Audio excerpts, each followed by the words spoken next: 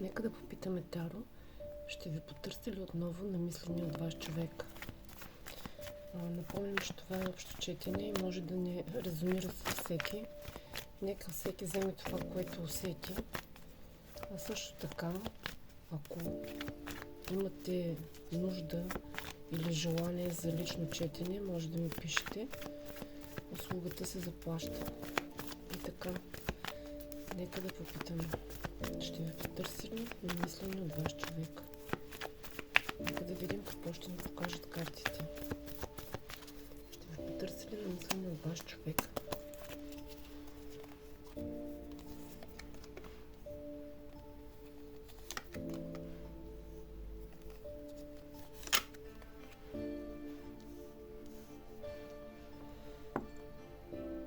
Тези карти ми показват, че между вас и намисления човек е имало чувства и силна страст.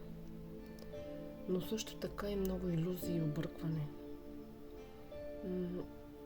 За някои от вас, които гледате, това е била тайна връзка. Или поне не е била напълно открита.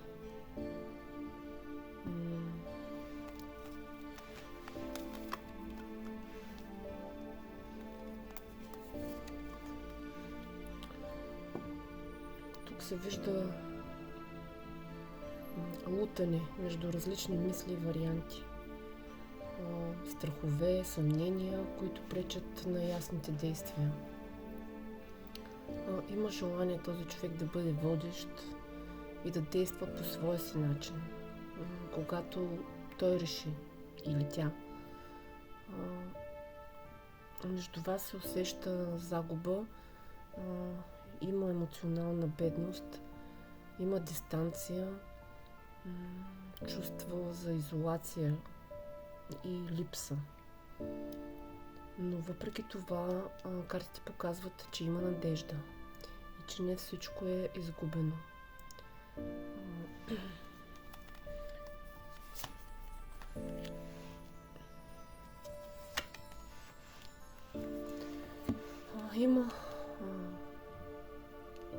Има взаимно привличане, чувствата не са изчезнали и все още съществува емоционална връзка между вас.